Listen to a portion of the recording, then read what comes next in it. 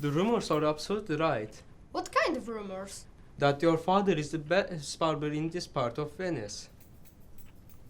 Do you heard that?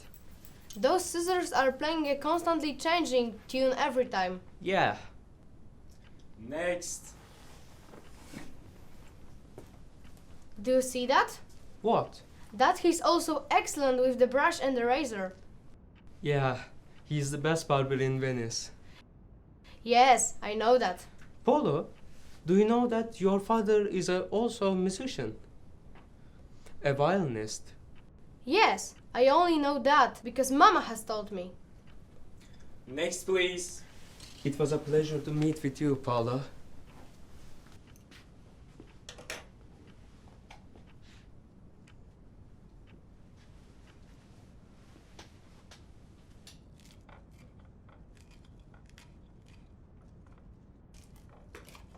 Mama.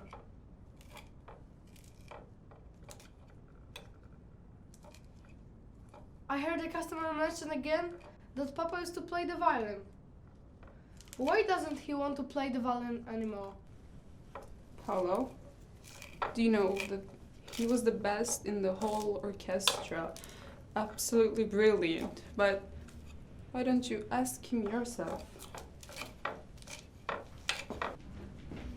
Papa! Papa! Why don't you play the violin anymore?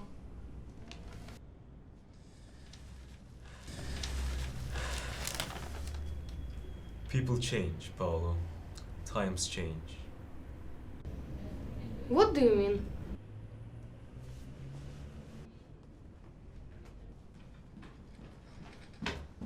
Mama! Papa didn't say anything to me.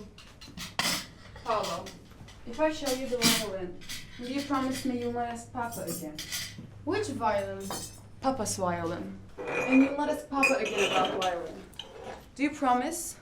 I promise. And you're never ever to tell Papa that I showed you his violin. I won't tell Papa. He'd be very angry. Promise me now. I promise.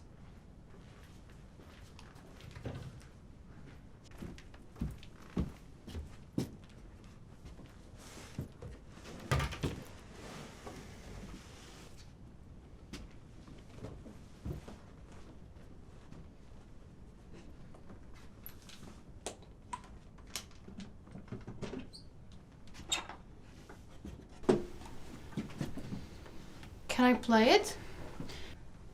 Papa might hear us. He's downstairs. He'd be furious with me for showing it to you. But why, Mama? He never wants it to be played again. He hasn't even looked at it in years. But why doesn't he want to play it? You promised if I showed you, you'd not ask any more questions. You know now it exists, Paolo, but you've never seen it. Do you understand? But why, Mama? And from now on, I don't want to hear another word about it. All right? Mama! You promised me, Paolo.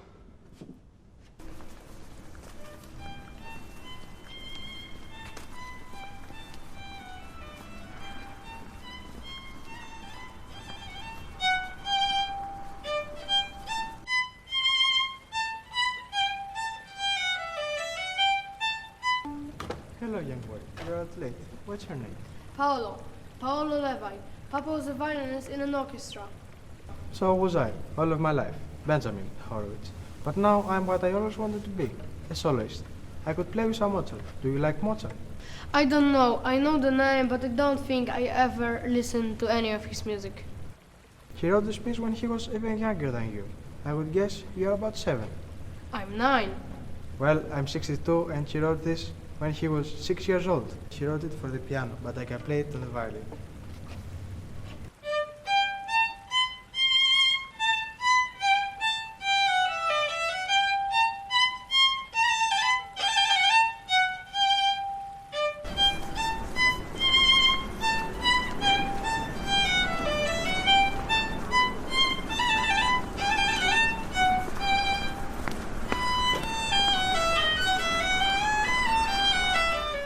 Would you like to play the violin, Paolo?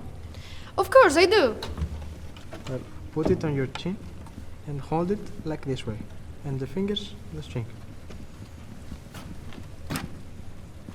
My papa has a violin at home too, but he doesn't want to play it because it's a bit broken. Do you know what is broken? I think it needs mending. 2 of the strings are missing, I think, and it's hardly any hair on the bow at all. Well, bring it to my house sometimes and leave it with me. I'll see what I can do. I don't know if I can, but I will try my best.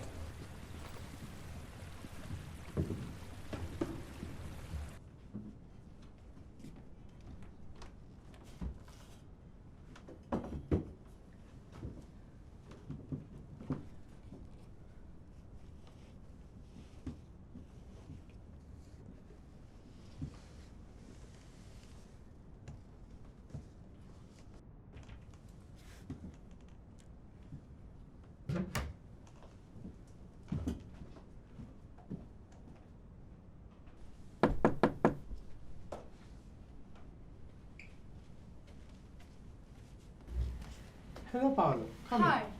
How are you? I'm fine, thanks. Great. So, some of the courses I played in Paris, Milan, New York, Venice. Wonderful places, wonderful people, wonderful music. It's a wonderful world out there. There are times when it can be hard to believe that, but always believe it, Paolo, because it's true, and music helps you to make it so. Wow. Now, show me that violin of yours.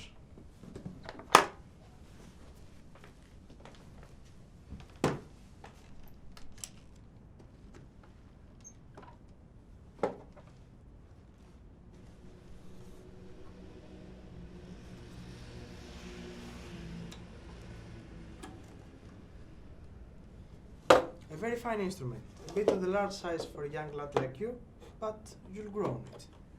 And when it's mended, will you teach me? I've got lots of money saved up from my sweepings Sweepings? in Papa's barber shop. No, I'll teach you for nothing. You're my best listener. You're my lucky mascot. When you're not there, people just walk by and my violin case stays empty. When you come along and sit there, then people stop to listen. A lesson or two will just be paying you back. I'll have this violin of yours ready as soon as I can, and then we can start your lessons. Great. See you later, Benjamin. See you later.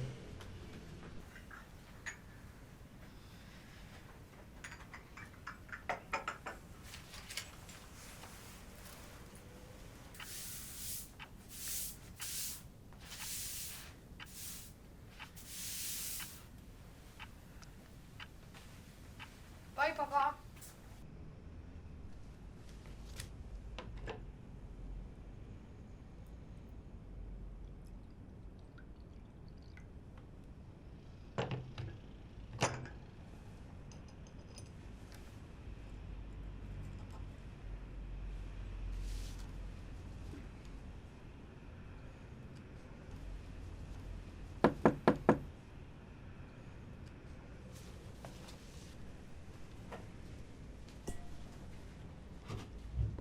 Hello, Paolo. Good afternoon, Senor Horowitz. Come on, sit.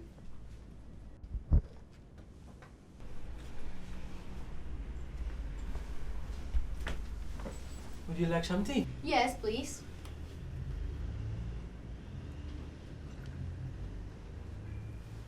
Sugar? No, thanks. Peppermint? Yes, I like some. Yeah. I think this instrument was invented just for you, or maybe you were made for it. Either way, it is a perfect match for you.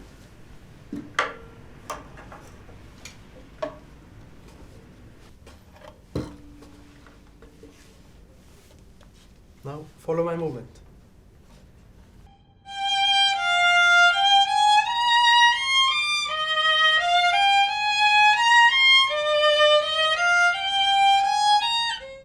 It is strange, Paolo, but I feel I've known you before. A long, long time ago. I've met a boy.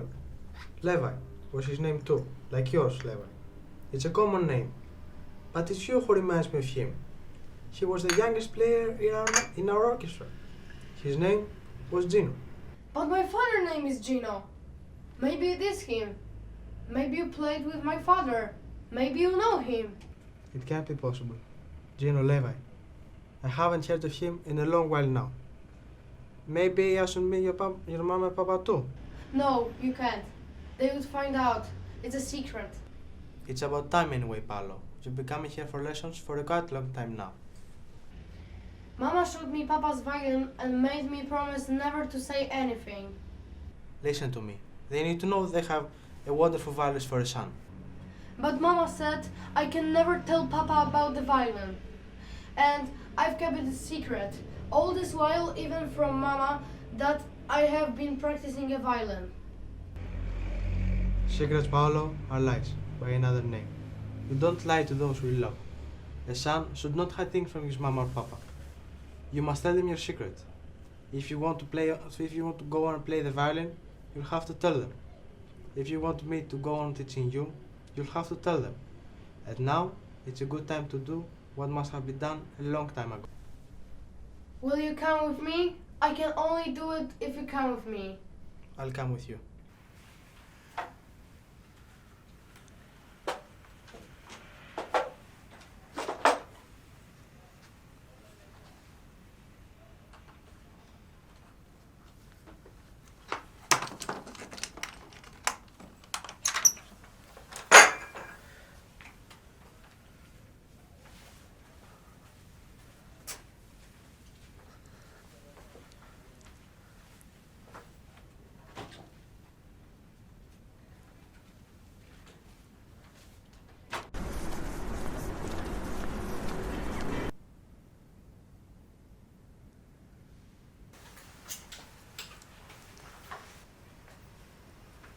Mama, Papa. This is Benjamin. He's my violin teacher. I didn't really steal Papa's violin. I just borrowed it to get it mended and learn how to play it. Your mama, papa, and me. I think perhaps we do know each other. We played together once, did we not? Benjamin? And if I'm not mistaken, Senora, it must be little Laura Adler. All of us violins, all of us there, all of us still here. It's a miracle.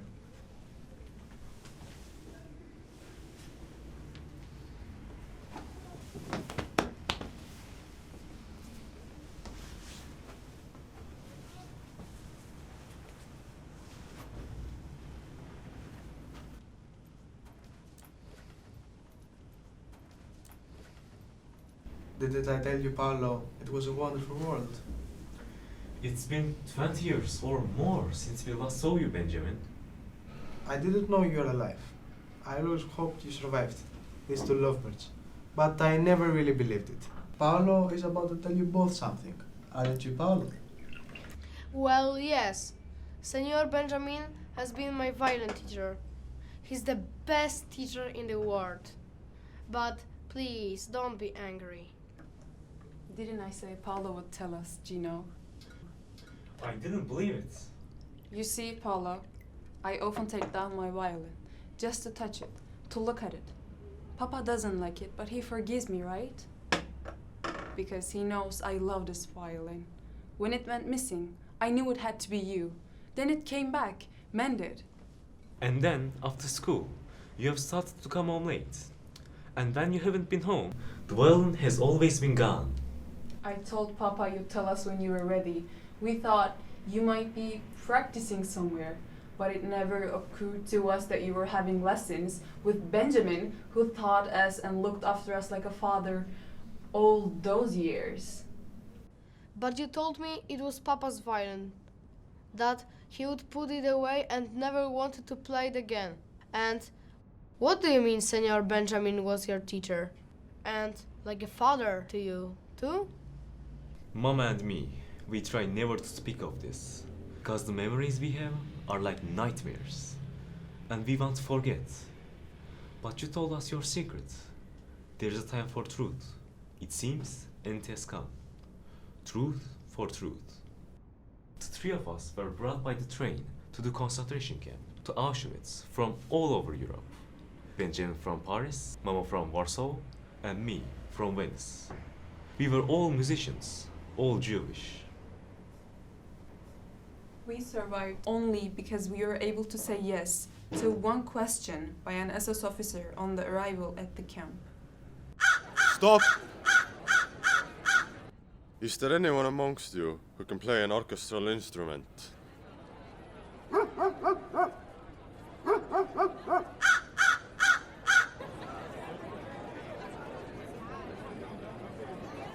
I didn't know that when I stepped forward, I would immediately be separated from my family. I'll never see them again. Playing was very hard because our fingers were so cold and that sometimes we could barely feel them, and we were weak with hunger. Sickness had to be hidden. These were feelings that we experienced, not knowing what would happen next. In those rehearsals, the three of us met.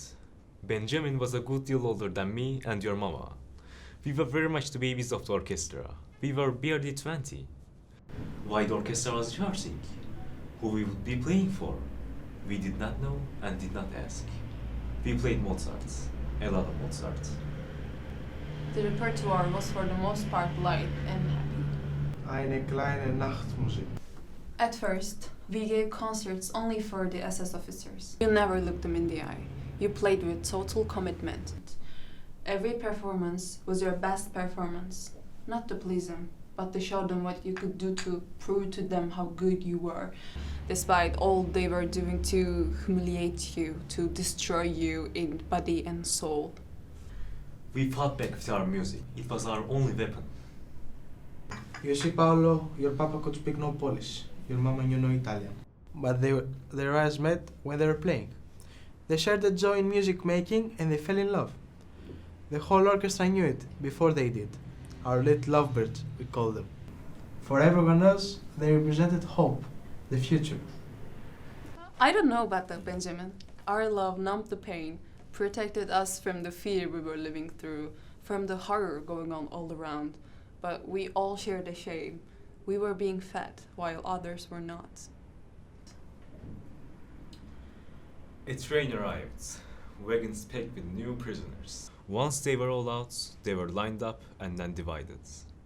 The old, young, and frail were herded past us as we played. On their way, so they were told, to the shower blocks. The able-bodied, those fit for work, were taken off towards the huts.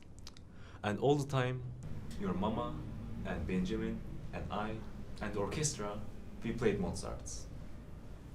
We all knew what Mozart was for. It was to calm each new train load of frightened souls, to give them a false sense of security. We all knew that the shower block was a gas chamber. Week after week we played, month after month, train after train, and the chimneys of the crematorium spewed out their fire in their smoke and the stench until there were no more trains, until the day the camps were liberated. We were all living skeletons. It was unlikely that any of us would even survive. Your mama and I walked out of the camp, and that was the last time we saw Benjamin. Until now. We walked across a shattered Europe, playing our violins for bread and shelter. We came here, to Venice, to your papa's home, and he smashed his violin. But I kept mine. It had brought me through all the horrors of the camp, brought us safely across Europe, to Venice, to your papa's home. Ever since, I have never played a note of music again. Which is why I haven't played my violin all these years. And now, Paolo, you brought Benjamin, your papa, and me together again. What happened to you, Benjamin? How did you come to be in Venice? I found my way back to Paris after a while. I played again in my old orchestra. So I came to Venice, because Vivaldi was born here. I have always loved Vivaldi above all other composers. I play in the streets, not just for money, but because I couldn't bear not to play the violin. I couldn't imagine living a single day of my life without music, which is why I would like to go on teaching Paolo if you would both allow it. Can we hear Paolo play, Gino? As long as it's not Mozart.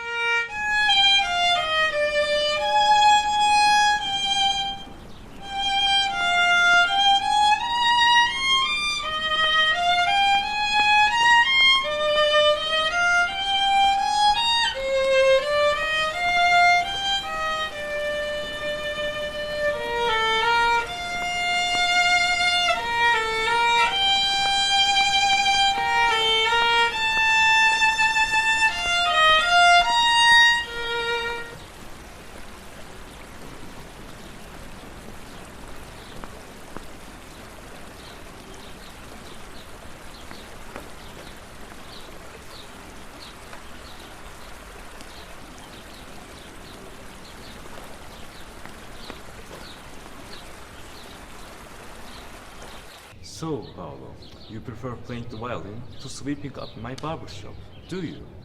Yes, Papa. I am afraid I do. Well then, I can see. I'll just have to do my sweeping up myself. Paolo, I want you to never forget it. When you play, I can listen to music again.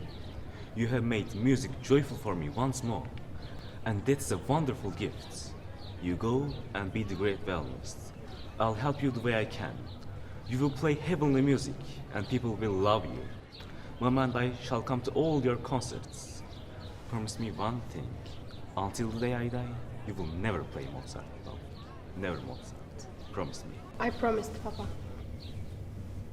I have kept my promise to Papa all these years. He died 2 weeks ago, before my 50th birthday concert.